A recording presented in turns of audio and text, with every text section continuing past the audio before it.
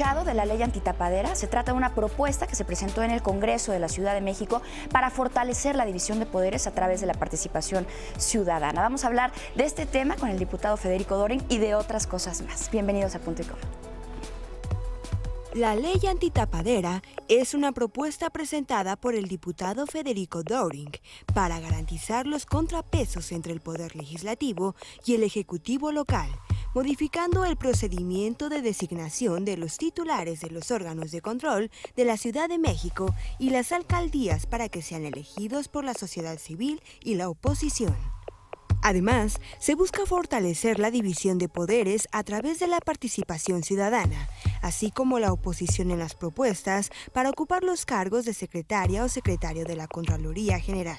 Para el caso del gobierno de la ciudad y de titular de órgano interno de control de la alcaldía. Esta propuesta presentada ante el Pleno del Congreso de la capital busca reformar la Constitución Política, la Ley Orgánica del Congreso, la Ley Orgánica del Poder Ejecutivo y de la Administración Pública, la Ley Orgánica de las Alcaldías y la Ley de Auditoría y Control Interno de la Administración Pública para fortalecer la división de poderes a través de la participación ciudadana.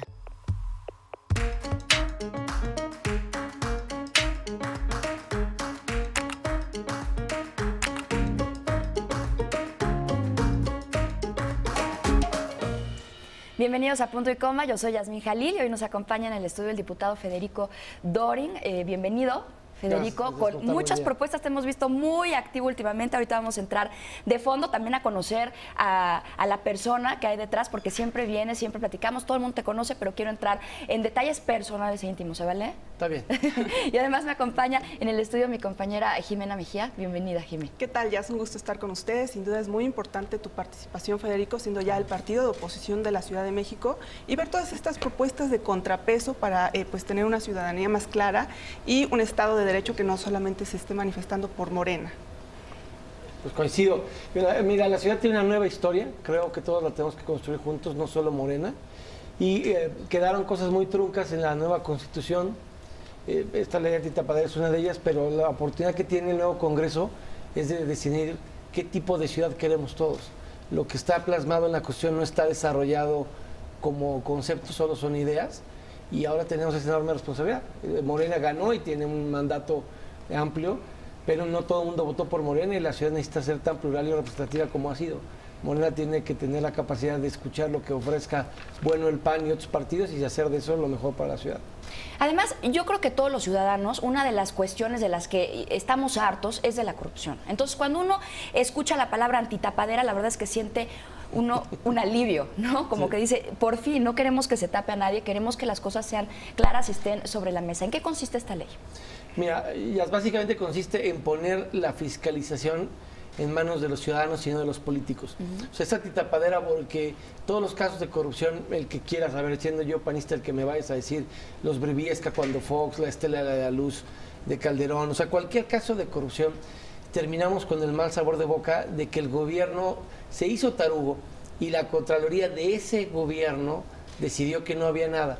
Y luego tenemos los casos de corrupción que estallan porque algún medio de comunicación hizo el trabajo de investigación y periodismo que no hizo la autoridad, o lo hizo la Auditoría Superior de la Federación, ejemplo reciente, la estafa maestra, que no hizo tampoco la autoridad, y terminas con ese mal sabor de boca. Yo pongo ejemplos del PAN, pero te podría poner cualquier otro ejemplo. Entonces, la idea que es, nosotros en la ciudad, cuando el Congreso va a escoger a la ombudsperson, hace una convocatoria abierta. Para que tú puedas ser la encargada de derechos humanos, necesitas que te acredite una institución académica, ya sea pública o privada. No basta con que aspires a alguien, tiene que darte un aval académico ciudadano. Y esa es una convocatoria, se registran las personas, como ahora se está haciendo para el Instituto de Acceso a la Información Pública de la ciudad. Pero en el caso de derechos humanos es una convocatoria abierta, te hacen una audiencia, te presentas, postulas alguna plan de trabajo, y de entre todos los ciudadanos, no propuestos por partidos, ciudadanos, ya los partidos escogen las ternas y finalmente de entre la terna escogen a quien se encarga de derechos humanos. La idea de la ley antitapadera es eso, es, a ver, todo el sistema anticorrupción, con los magistrados anticorrupción y los fiscales anticorrupción, necesita que alguien le dé los casos. Si la persona encargada de investigar los casos es mi compadre y se va a dedicar a taparme mis errores o los errores de los que me acompañan en el gobierno, pues todos los nuevos magistrados y todos los fiscales anticorrupción nunca van a recibir casos importantes. Entonces la idea es que los ciudadanos que quieran participar, tipo comisionado de Derechos Humanos, hagan la participación, se emite la convocatoria en el Congreso y que la doctora Sheinbaum escoja a través de la mayoría que tiene en Morena, un poco lo que tú decías, es decir, de todos los ciudadanos, bueno, yo tengo mayoría, yo escojo de esa terna al que crea o a la que crea que esa es la persona idónea. Pero creo que nos va a ir mucho mejor con nuevos alcaldes si quien vigila a esos alcaldes que tienen mayoría en los consejos con 6 de 10 concejales, pues también se pueden tapar a sí mismos en una lógica partidista. Si el contralor de las alcaldías no fuese de ningún partido, sería una caja de resonancia ciudadana a la que nadie está acostumbrado. Y lo que estamos tratando de hacer es que los políticos aprendan a convivir con los ciudadanos, pero no fiscalizándolos ex post, sino en tiempo real. Ustedes me pueden fiscalizar de cómo gasto. Imagínate que la Contraloría del Congreso fuese un ciudadano, que hubiese ganado ese puesto a través de una convocatoria pública y que fuera el que revisara en qué y cómo nos gastamos dinero a los diputados, que es una cosa que la gente critica muchísimo y que le da mucha frustración. Pero tú nunca has oído, ni tú ni Jimena, un caso donde sancionan a un diputado por manejar mal dinero público. Conoces muchos escándalos, pero nunca has visto una investigación de una Contraloría de las cámaras, ni de senadores ni de diputados, y existen las Contralorías. ¿Quién nombra la Contraloría? Pues nosotros. Claro. ¿Y por qué no hacer una, digo, aparte de tu propuesta, me pareció muy interesante porque creo que se está tratando de empoderar a la ciudadanía, ¿no? De tal grado. Pero también mencionas que tendría que ser la mayoría del Congreso, la segunda fuerza, que en este caso es el PAN. ¿No convendría en una figura auditora que fuera pues autónoma realmente para la Ciudad de México como primer modelo? Es que al final de cuentas, digamos, en el mundo ideal sí, pero en el mundo real alguien tiene que asumir con votos esa candidatura. Alguien la tiene que llevar al pleno, porque si no tienes amarrados los votos, te puedes llevar el fiasco de que tenías un excelente perfil y los intereses políticos te bloqueen una buena propuesta ciudadana. Un poco lo que nosotros decimos es, el espíritu de la Cámara, si tú revisas, desde el 94, cuando Zedillo empieza los diálogos con el Grupo San Ángel y la transición política, tanto local como federal, hay un pacto que nunca se ha roto. Ni siquiera Andrés con la Cuarta Transformación lo respetó. La Comisión de Vigilancia de la Contraloría Mayor de Hacienda de la Cámara la lleva un diputado que es de Movimiento Ciudadano. Y el PRI, aun cuando tuvo mayorías, siempre las comisiones las tenía alguien del PAN. Empezó con García Villa en 94. En la legislatura anterior el PRI tenía mayoría con Peña Nieto a través de César Camacho. La comisión la llevó Luis Maldonado Venegas del PRD. ¿Qué quiero decir? Siempre en el ámbito federal desde el 94, el partido que no es gobierno es el que revisa las cuentas públicas del gobierno. Es un poco de ahí, no estoy planteando porque yo sea panista, sino estoy planteando porque en la lógica federal, incluso lo volvió a dejar claro ahora Morena teniendo mayoría, pues ellos no se revisan a sí mismos, no tienen ningún pudor que sea un correligionario mío el que me audite y decida qué me audita, cómo me lo audita y cuándo me lo audita. Es otra suerte de tapadera, pero legislativa. Entonces, si la lógica federal es los partidos de oposición son los que me auditan, pues deberían de ser los que le propongan de entre los propuestos una terna, para la redundancia, a la mayoría, y ya la mayoría escoge, porque al final de cuentas la gente eligió a Sheinbaum y ella tiene que depositar su confianza en alguna de esas personas. Entonces ella tendría que escogerlo, no se le puede imponer, se vuelve ya no colaboración, sino sabotaje, ¿no? Exactamente. Pero para que no sea sabotaje, pues ellos escogen a quien consideran idóneo de entre alguien que la oposición, no solo el PAN, porque la propuesta dice a propuesta de la mitad más uno de los de oposición, ciertamente el PAN es de oposición, pero tendríamos que construir un perfil con los otros partidos de oposición para que no sea una cuota partidista, si no, pues entonces también puede pasar que se van al oscurito el PAN y Morena y se ponen de acuerdo y se vuelve una tapadera, digamos, pactada. Pues sí, la verdadera oposición tendría que ser las otras bancadas realmente. Así es. Entonces la oposición los elige, los ciudadanos dice cuál. Los ciudadanos participan. La oposición propone al gobierno cuáles son las 3 personas con mejor perfil, pero siguen siendo propuestas ciudadanas, no cuotas partidistas. Y entre esos, la doctora Sheinbaum, como quien gobierna la ciudad a través de su mayoría, decide, bueno, de estos 3, este es el que creo que me puede acompañar mejor en mi visión de gobierno, desde planteamientos profesionales, académicos, perfiles, trayectorias. Ella tiene que aceptar ser acompañada en la gestión de gobierno con esa persona, porque esa persona sería la que propondría después más de 160 nombramientos de todas las contralorías. El de las alcaldías, pues lo puede hacer en un mecanismo similar a la alcaldía, o se lo puede sugerir esta persona ciudadana al alcalde o alcaldesa para también arrebatarle. También hay que decirlo como es. Los alcaldes lo primero que negocian es sus contralores, ¿no? Pues es un poco también para evitar regresar a lo mismo que tanto se quejó todo el mundo del famoso fiscal carnal. Vamos a hacer una pequeña pausa, Federico, y regresamos con más aquí en Punto y Coma. Participe con nosotros en redes sociales, ya sabe, @puntoycoma_tv. Volvemos.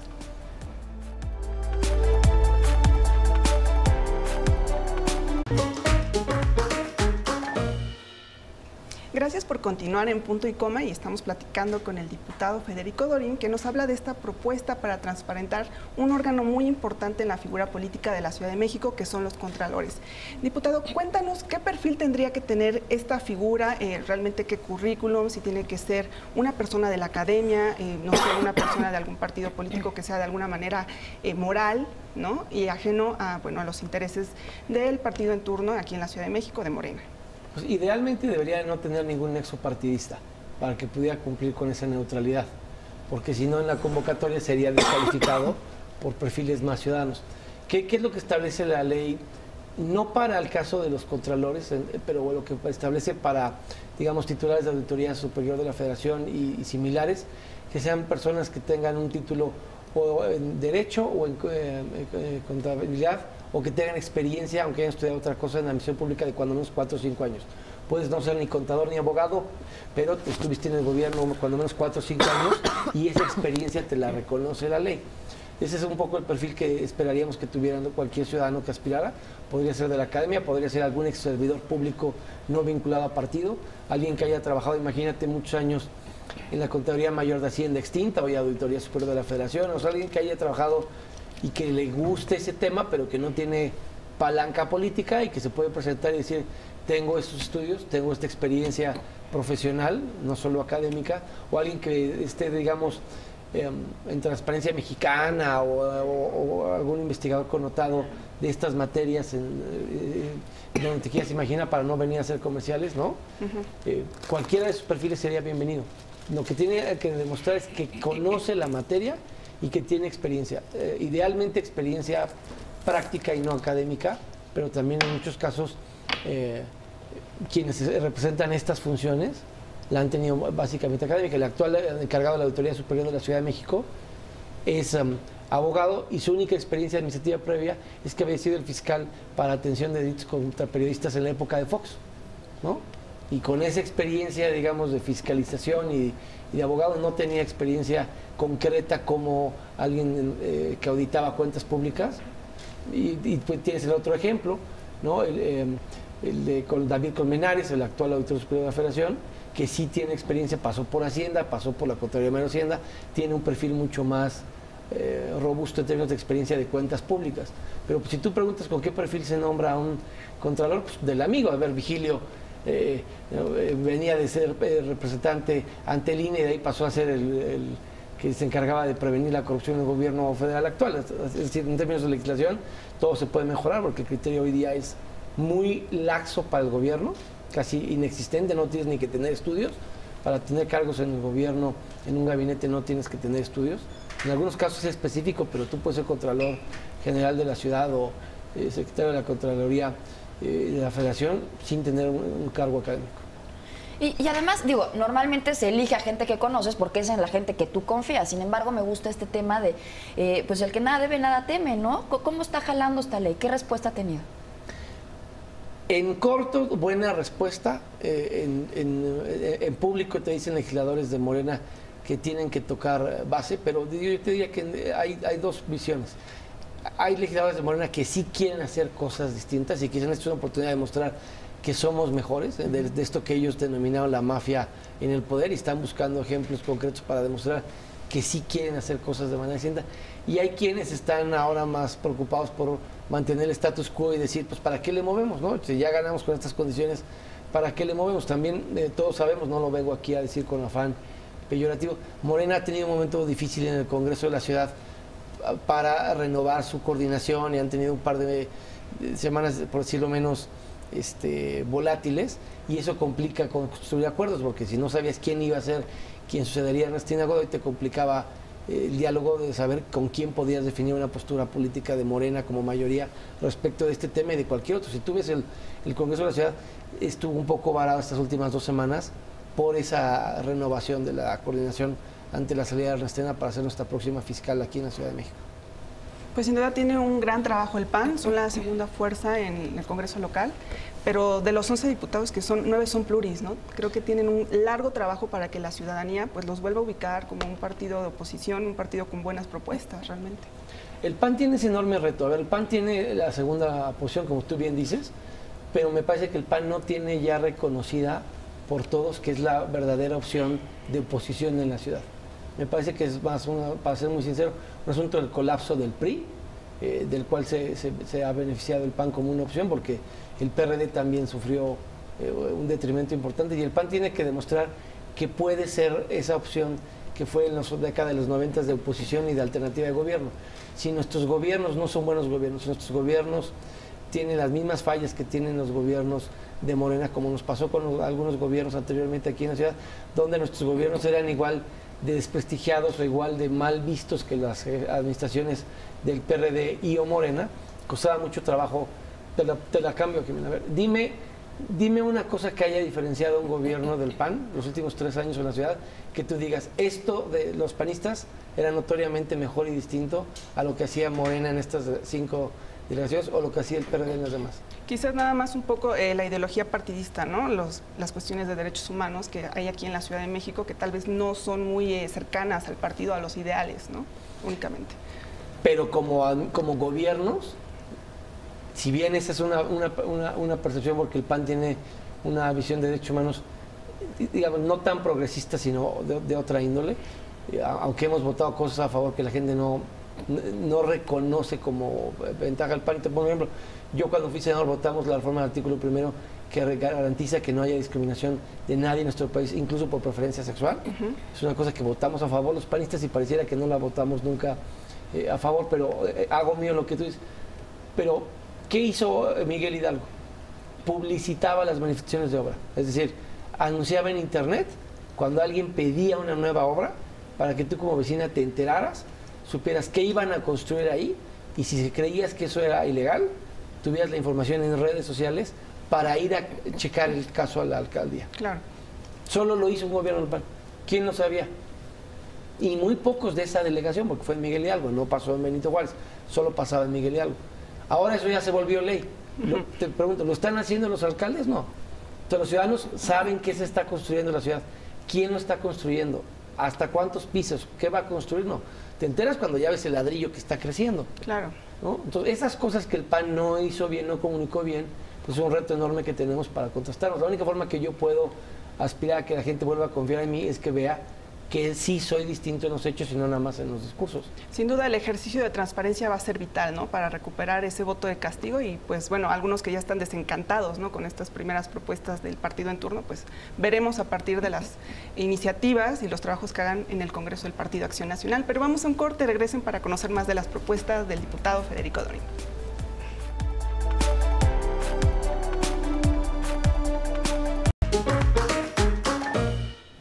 Hablamos con el diputado Federico Dorin sobre la ley antitapadera y creo, diputado, que esta propuesta va además muy ad hoc con lo que está proponiendo Morena, ¿no? El tema de las consultas ciudadanas y demás, pues va muy en semejanza con lo que estás proponiendo, con tu iniciativa.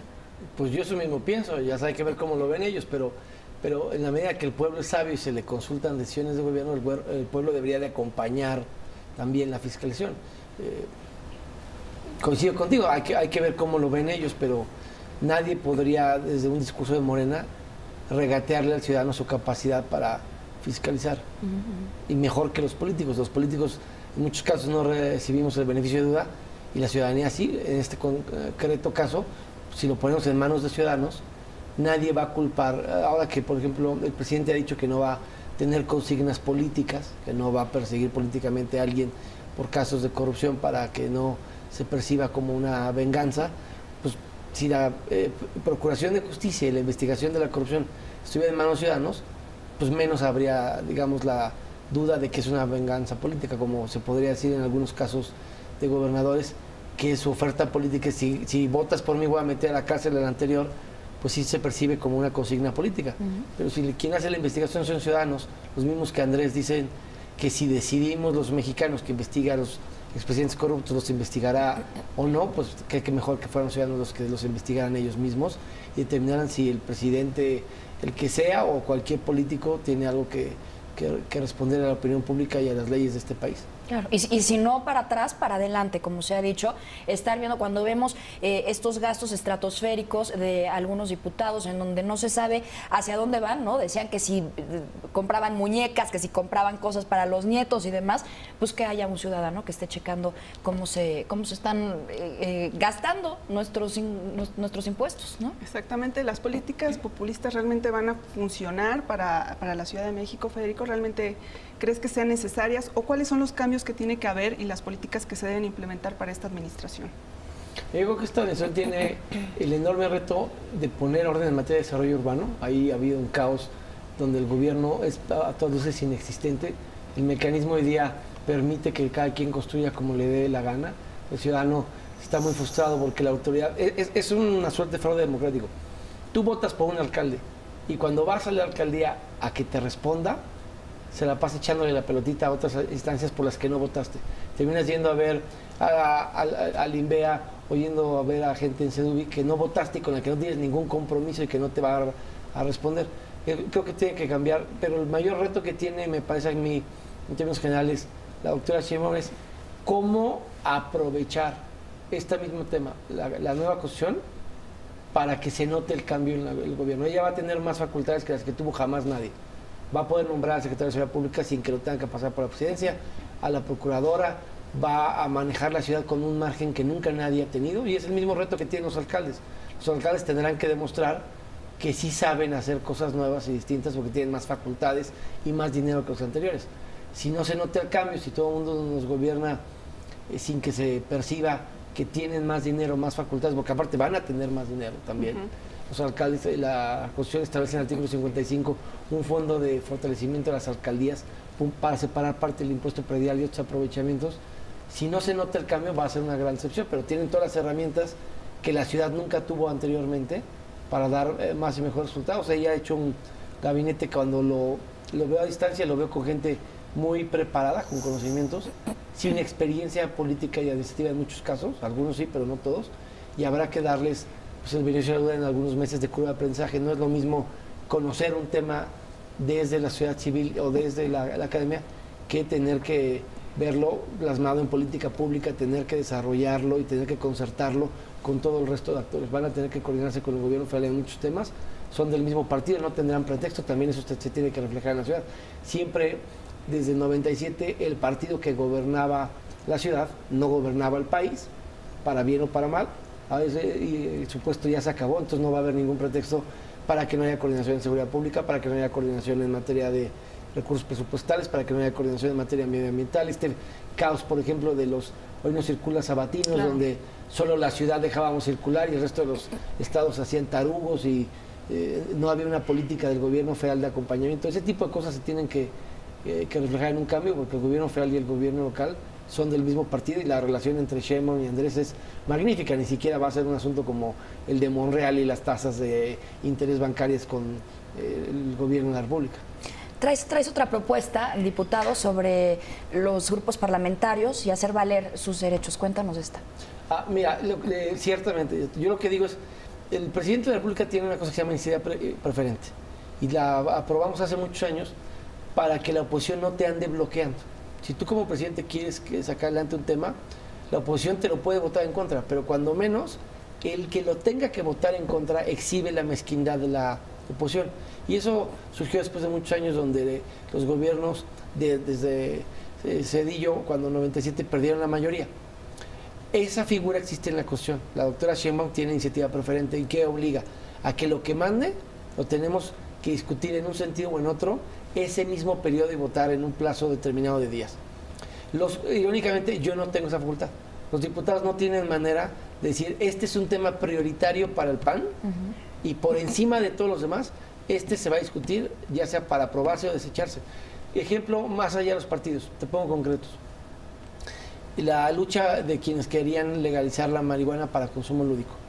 Pues cuando eran 1 o 2 diputados de 500, no lograban convencer a los demás. Por eso se hizo a través de los amparos que ganó la Corte. Las personas del matrimonio del mismo sexo que fueron avanzando poco a poco, porque siempre tenías algún activista que se volvía diputado y que empezaba a hacer la lucha, pero era alguien contra el resto de los grupos parlamentarios. Este tipo de temas donde algún partido decida, este es un tema para mí tan importante que va a ser el que vamos a poner obligado a discutir. Yo ponía el ejemplo del Partido Verde, pues el Partido Verde lleva muchas legislaturas presentando iniciativas que quieren prohibir las corridas de toros. Estés o no a favor de eso, nunca se vota.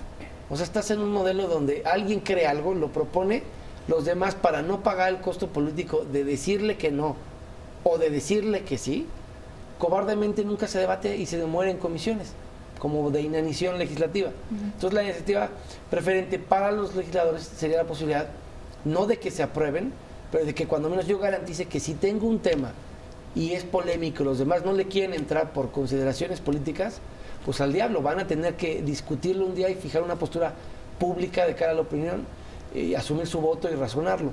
Si se aprueba, una vez cada periodo también, cada partido, desde un grupo parlamentario podría decir, este es un tema para mí importante, y aunque me lo votes en contra, pero cuando menos le vas a dar la cara a los mexicanos y vas a decirles por qué.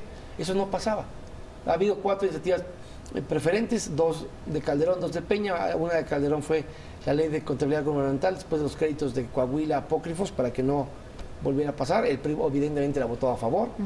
Otra fue la del outsourcing en materia de la ley federal del trabajo. Una de Peña Nieto fue la ley de los derechos de las niñas y las niños, cuando creó las Procuradurías del Menor. Y la cuarta fue la de los Dreamers, cuando hicimos la reforma a la Ley General de Educación para ayudarles a los mexicanos repatriados a revalidar sus estudios. Solo ha habido 4, o sea, tampoco es un asunto del que se deba o pueda abusar, pero en términos de agenda de los grupos parlamentarios sí sería una gran oportunidad, sobre todo para las minorías, ¿no? Imagínate que es un partido pequeño, te pongo un ejemplo, el Verde, son 2 de 66. Pues si su agenda, ¿cómo la van a sacar adelante? ¿Cómo van a obligar a nosotros a discutir los temas del Verde si no los compartimos? Pues con esta herramienta.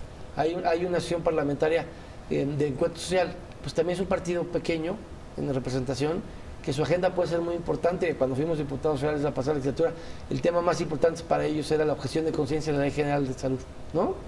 Ese sí salió. Entonces tardaron 2 años y medio en discutirlo, o nos tardamos los diputados federales. Entonces es una herramienta para que, si yo creo que este tema es importante y lo quiero discutir, te obligue a ti, aunque quieras votarlo en contra y no pagar el costo político, a que le des la opinión a los mexicanos. El PAN, en eso que tú decías, los derechos humanos, ¿no? Pues si alguien plantea maternidad subrogada, estos vientres subrogados, que es un tema polémico, pues lleva 12 años el tema. Ayer el diputado Caviño del PRD planteó una reforma a la Constitución de la ciudad para que en la ciudad se permita eso como se permite en Tabasco.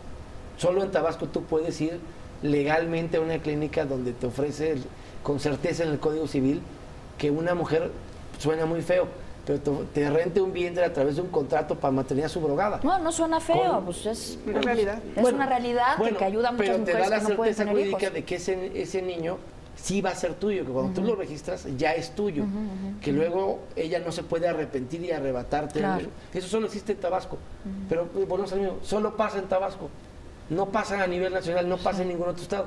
Él lo planteó ayer, ¿le vamos a entrar o no los diputados? Es un tema que tiene mucha polémica, que genera mucha ámpula, ¿no? ¿Se va a ir al sueño de los justos o no? Si lo hiciera el PRD un tema prioritario para ellos, nos obligaría a todos, a mí mismo me obligaría a definir una postura en público y plasmarla en mi voto. Y si estás en desacuerdo de eso, pues nada más no lo dictaminas y ahí lo vas matando en comisiones. Y para eso no nos pagan.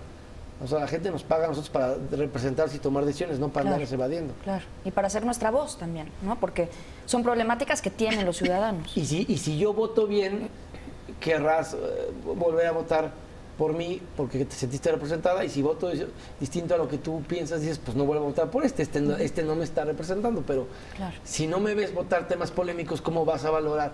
Porque también tú sacas la nota, aprobaron por mayoría o consenso casi todo, ¿no? ¿Por qué? Porque sale lo que está acordado. Y lo que no está acordado, ¿quién discute lo que no está acordado? Sí. Bueno, Federico, en otro tema, pues las prioridades para cada ciudadano son distintas, ¿no? Puede ser seguridad, vivienda, movilidad, pero un tema que yo creo que nos atañe a todos ha sido la inseguridad en la Ciudad de México. ¿Cómo ves las propuestas que ya dio la jefa electa de gobierno, Claudia Sheinbaum, para pues, mejorar esta ola de asaltos, de narcomenudeo que están en la Ciudad de México?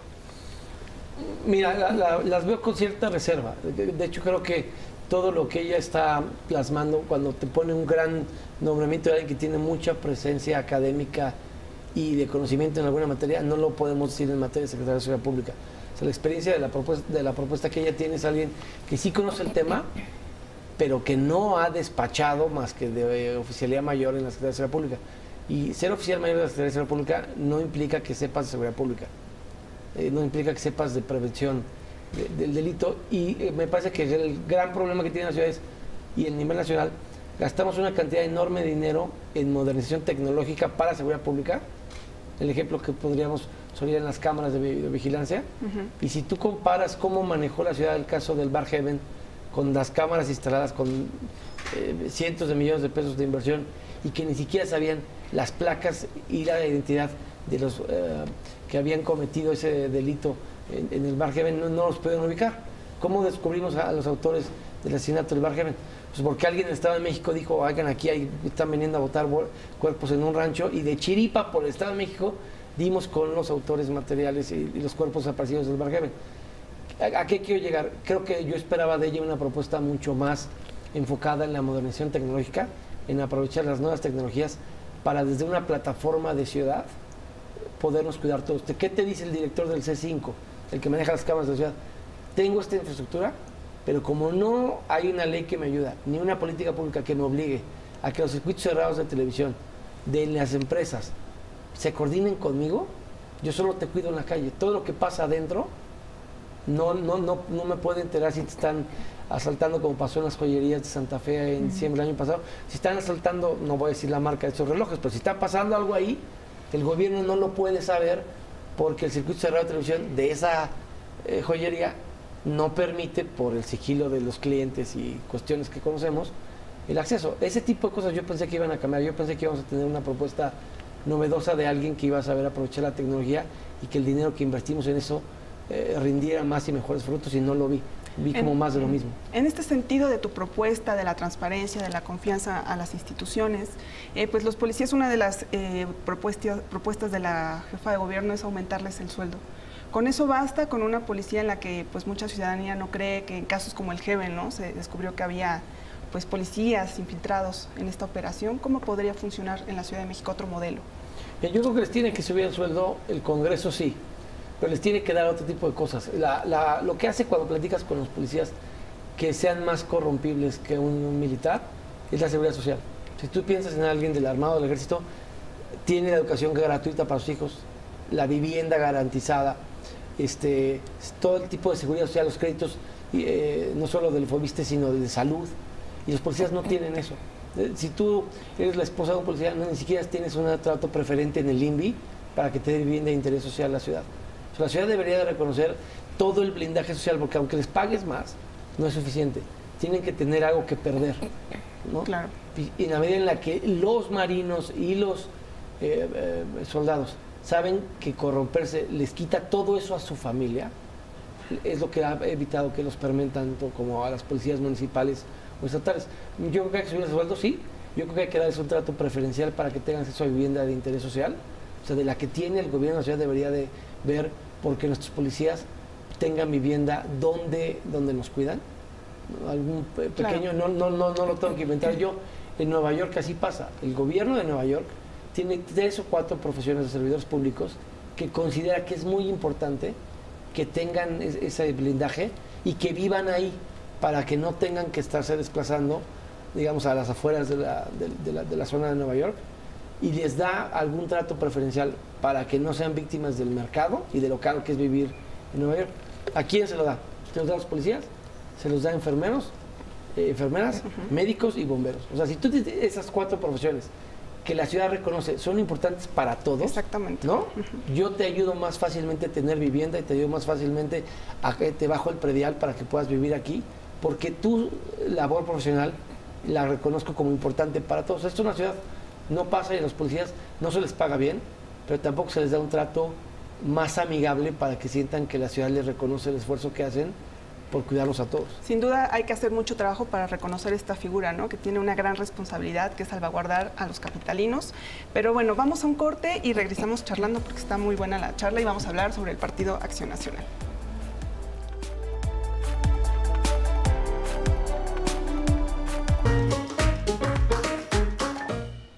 Gracias por continuar en Punto y Coma y seguimos con el diputado Federico Doring. Y bueno, no puedo evitar preguntarte, ¿no? Los cambios que han sucedido, esta modificación de gobierno, esta transición, saber cómo está el Partido Acción Nacional con estos cambios. ¿Cómo ves las propuestas de Marco Cortés? Digo, el acuerdo de unidad que está proponiendo para mejorar, pues, la unión del partido.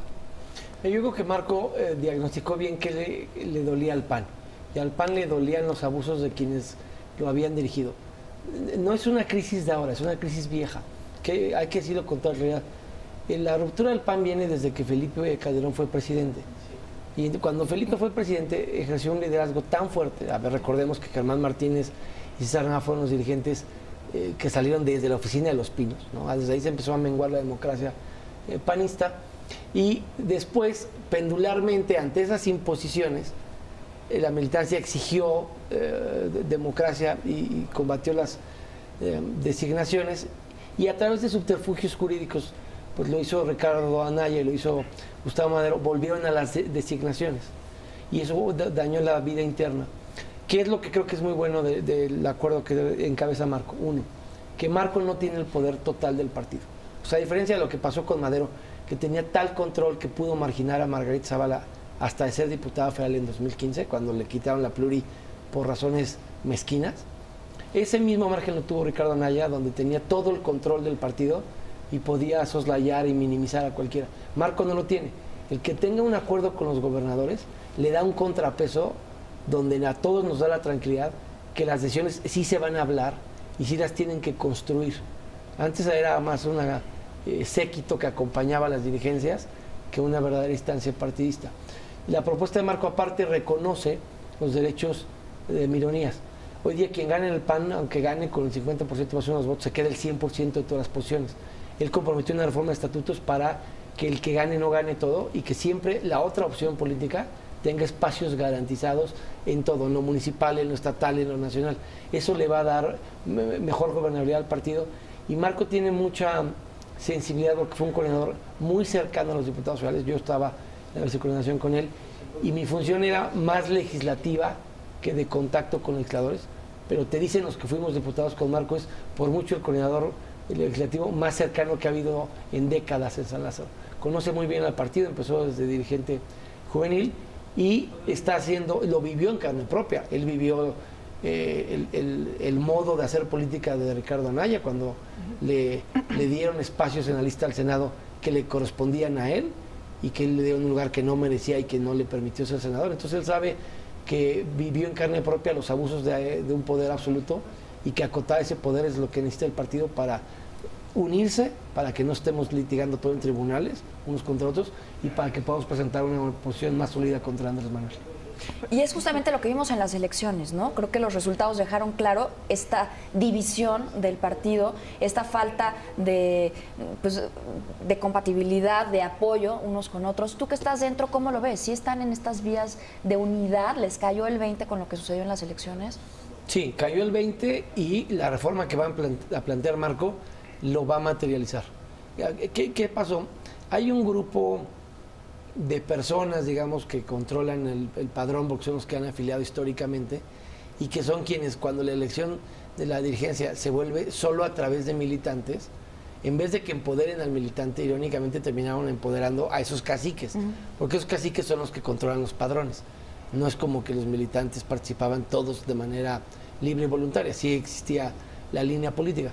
Marco percibió que ese asunto era del que se beneficiaban Madero y Anaya, en términos de, a ver, pues yo pacto con 25, 30 cuates que son con los que tengo que pactar y con esos tengo garantizada una elección interna. Y entonces la democracia se fue reduciendo a 25, 30 de una forma muy sectaria. Esa misma forma la sufrió Marco, ¿no? Cuando a Marco se le negoció por otras opciones y por otras prioridades, él se dio cuenta que la militancia no tenía manera de defenderse de ese tipo de abusos. Él lo sufrió, yo lo sufrí, casi todo el mundo lo sufrió. Quienes te digan que no son los que salieron beneficiados porque estaban muy cercanos a la dirigencia, y quienes habíamos sido leales e institucionales a la dirigencia, pero no éramos incondicionales, son a los que se nos marginó de muchas posiciones. Marco es un caso, yo fui otro, entonces te puedo decir porque lo platiqué con él y él lo decía en campaña públicamente. Él vivió en carne propia que el poder absoluto es un incentivo para cometer abusos y está comprometido a que eso no debe volver a pasar, y aparte no podría, ¿no? El contrapeso, el tener a Héctor Larios ahí, no es lo mismo que tú tengas como Madero, como Ricardo Anaya, a un secretario general que es de tu grupo político y que va a hacer lo que tú le digas y que es el que opera y que todos los votos que tienes en la instancia que toma decisiones son tuyos, a que ahora esa instancia de decisiones es compartida, ¿no? Marco va a tener que dialogar sus temas.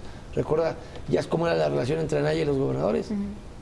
Pues salvo 2 o 3, los demás no hacían equipo con Anaya. Sí, sí. ¿No? Porque Anaya decía, las candidaturas son mías, tú aquí vienes a recibir instrucciones. Ahora él va a tener que construir este desplegado que tienen hoy los gobernadores respecto del tema de cómo va a ser la supuesta coordinación en materia de seguridad con el gobierno entrante. Te permite ver que desde muchos años no habías visto un desplegado de todos los gobernadores. Incluso con Anaya se creó esta figura del GOAN, que era como la CONAGO de gobernadores azules, pero que eran los que no se coordinaban directamente con Anaya. También a mí lo que veo con muy buenos ojos es que finalmente ya todos están en la misma postura y el PAN empieza a volver a unificarse con debate interno, seguramente con posturas encontradas en algunos temas, pero cuando no vuelven a ser un rostro único como gobernadores, y eso se tiene que reconocer. Ya hizo un cambio en el nombramiento de Damián por Moreno Valle en el Senado, ya ratificó a Romero Hicks y creo que ya tiene condiciones para empezar a ver hacia adelante, ya teniendo las fichas en su tablero para plantear una estrategia que al PAN le permita lo que tú decías, pues hacer una fuerza de oposición con una agenda que le coloque al gobierno, ya no está peleando nada más la crisis interna. ¿Qué modificaciones debería tener el PAN? Porque pareciera que el liderazgo es como el trampolín para la candidatura presidencial. Después de eso, pues, si ganan o no, pues hay una pequeña crisis, hay una crisis en el partido. ¿Tú crees que se tendría que modificar el estatuto para que los dirigentes pues no aspiren a esto y se concentren en la unidad del partido? Muchos hicieron campaña con esa premisa. Yo soy de esa convicción, que en la Asamblea Nacional Extraordinaria hay que cambiar eso del estatuto como era antes de que lo cambiara Ricardo Anaya, y que el dirigente no puede ser candidato a absolutamente nada. Ni siquiera a través de estas machincuepas como la que también hizo Madero y Damián Cepeda, de que soy dirigente, pero me separo 48 horas del cargo y luego me vuelvo ya electo a integrar. Esas son simulaciones, son farsas que no vienen bien a la democracia, a la vida interna. Deberían estar prohibidos cualquier tipo de farsa o simulación. Son dirigentes para promocionar al partido, no para promocionarse a sí mismos. Si de la buena labor que hagan el partido le reconoce liderazgo, talento y después les ofrece un espacio de una candidatura, tiene que ser la consecuencia de lo que hicieron por el partido, no lo que hicieron por sí mismos. En el ámbito municipal es el único lugar donde tenemos la duda. Te digo por qué. Porque a veces sí el liderazgo de una dirigencia municipal en algunas zonas es el referente del partido, ¿no? En la comunidad, ese hombre o esa mujer es, como decimos coloquialmente, el bueno o la buena, ¿no? Porque es al que la gente le cree, al que la gente se apoya, al que ha hecho las gestiones. Quizá en el ámbito municipal habría que pensarlo, pero no para que un dirigente estatal sea dirigente estatal nada más para hacerse pluri. Claro. ¿No? Y no para que un dirigente nacional sea dirigente nacional nada más para hacerse pluri o candidato a la presidencia. Ni tampoco dirigente estatal a gobernador, ¿no?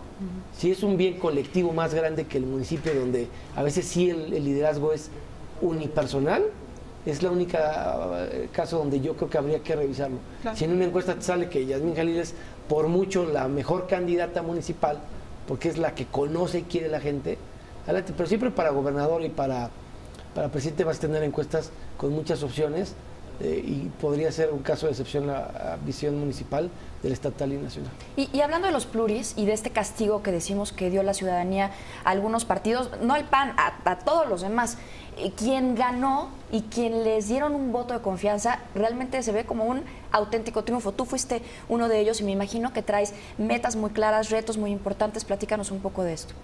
Mira, yo tengo la enorme responsabilidad de que junto con Christian Freud fuimos 2 de los 33 que ganamos. Y eso te distingue porque te hace que te perciban el que hayas ganado es una percepción distinta a la previa. Yo tengo dos misiones. Una, representar en Miguel Hidalgo que todos los que no votaron por Morena y por Víctor Romo se sientan escuchados y representados en un contrapeso a él. Como yo digo, a mí no me pagan por andar saboteando a Romo, pero me pagan porque los que no votaron por él sientan que él los va a tener que escuchar, que atender y que reconocer.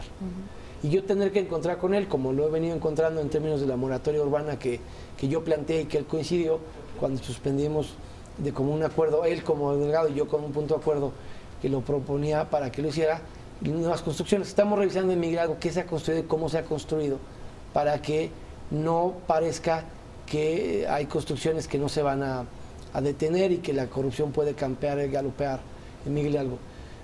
Tengo que hacer eso y tengo en Miguel Hidalgo que luchar muy importantemente por más justicia social. Miguel Hidalgo es una relación de muchos contrastes.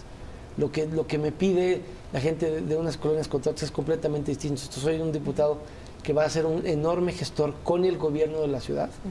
Espero que el gobierno de la ciudad me trate con el mismo respeto que yo los trataré y que no me trate con un sesgo partidista. Pero me quedé con un sentimiento después de la campaña, lo describo así. Después de 12 años de gobierno federal y de 15 años de gobierno delegacional, es increíble el nivel de marginación y de necesidad que hay en Miguel Hidalgo y que parecía que el PAN nunca fue gobierno. O sea, hay cosas que yo vi que no puedo entender que no hayamos resuelto después de 12 años federales y 15 locales. Oye, no quiero que se nos acabe el tiempo. Ahorita regresando del corte te voy a preguntar sobre tu libro, tu película, tu vida. Así que regresamos, ¿no? Con eso. Volvemos.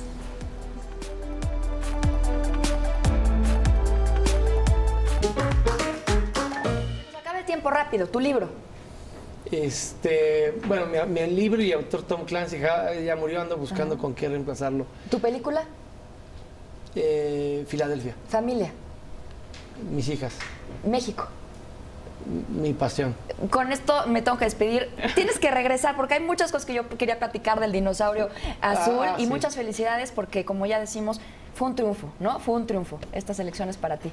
Muchísimas gracias Federico Doring. Gracias, Jimé. Un gusto. Nos vemos en la próxima emisión. Gracias a ustedes. Los veo a las 12 con Excelsior TV.